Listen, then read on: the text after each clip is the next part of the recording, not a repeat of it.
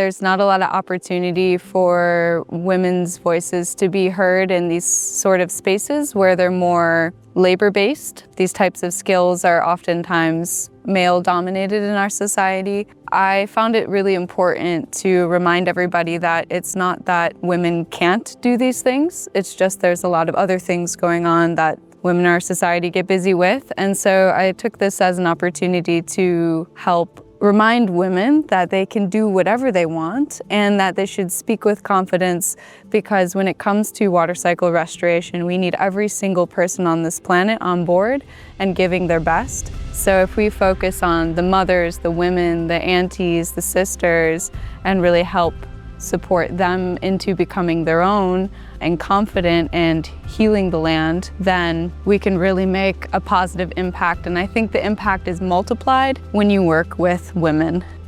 You know, I was the first woman admitted into the plumbing union in the state of California. Sometimes when you're working with men, they don't necessarily think you know anything.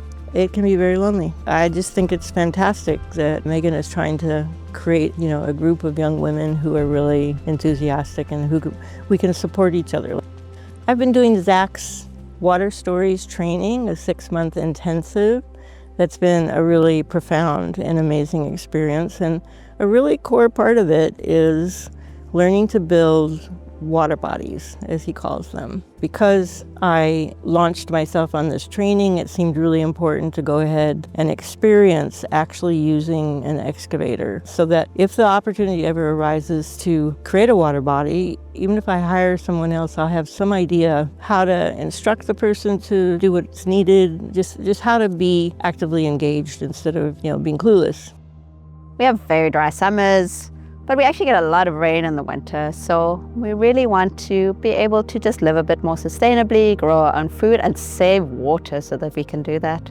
It was really nice that everybody just came in from different walks of life, different ages, and different places in their life. And we're really supportive, and we could really take it from the start. We learned so much from each other. That was really special. I came to learn how to operate the equipment, but we really found such a nice community here. It was this just interesting mix of just seeing women get on this heavy equipment and do it, and not be afraid to do it, and not being told that's wrong. And we talked about everything. We talked about giving birth, and about death, and about career changes, how to juggle having a homestead and a full-time job and kids perhaps.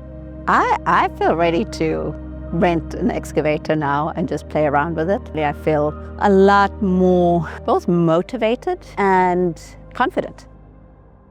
In Los Angeles, we had some pretty difficult reckoning, but really we have to look within ourselves. This is a wake-up call. What do we need to change in order to be more resilient, in order to understand the water cycles, the cycle of fire, the cycle of plants, in order to create more safety and in order to create an understanding of our immediate environment. Time is really precious right now, so working and understanding the needs of the land is vital when we think about planning for the future of our children, the future of our grandchildren, the future of the society, quite honestly. So I'm hoping with some of these skills that I've developed, it would come in handy in terms of creating berms and swales and structures where we can help prevent erosion and runoff.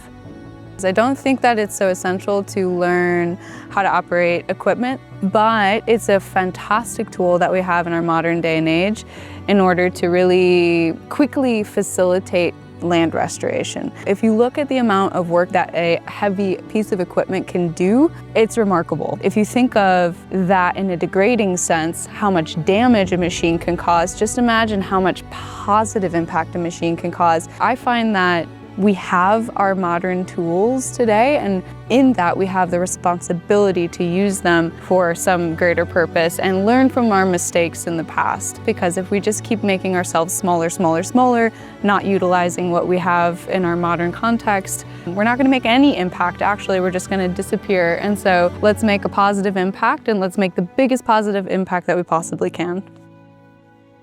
a little bit uniquely to islands. We're surrounded by salt water, and our only water that we have, fresh water that we have, is what falls from the sky and what the island land can hold. There's enough water that falls all year in the wintertime, but we have to hold it on the land so we have enough in the summertime.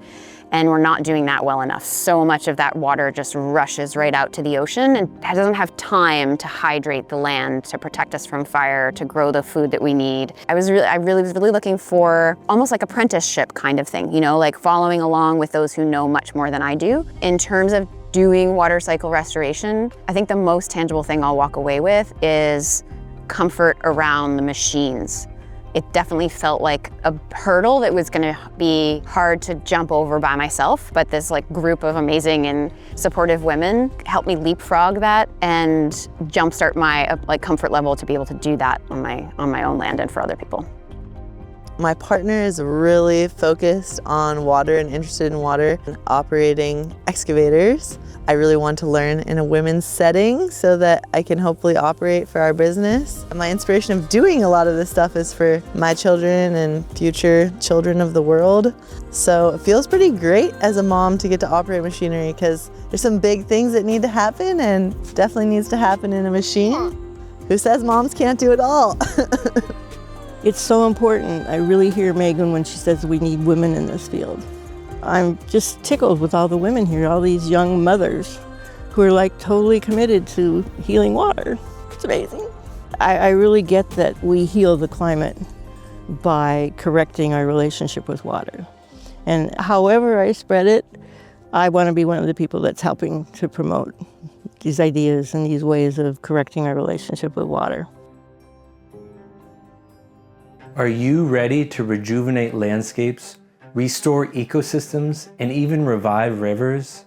To move beyond the theory and start practicing ecosystem regeneration? To succeed, you'll need skills, support, and confidence. It's why I created the Water Stories core course, to empower you to heal landscapes and revive waterways with your own hands and heart. I've spent the past decade implementing projects all around the world. Not theoretical designs, but real results on land. I've put all of the lessons I've learned from working with legends like Sepp Holzer and Rajendra Singh into this course. The Water Stories core course gives you everything you need to actualize projects on the ground and in your community. For each module, actions guide you through the experiences you'll need to become competent and then confident reading and regenerating land. From the technical aspects of earthworks and ecosystem establishment, to the personal development you'll need to be effective, to providing a business roadmap for success, this course offers a transformational experience that reshapes your relationship with water, land, and life. As hopeful as I was when we began, even I've been surprised how quickly it's delivered results for our students. No matter where you live and no matter your background, you can help heal the earth with water cycle restoration. Check the link below for upcoming courses, and I'll see you in class.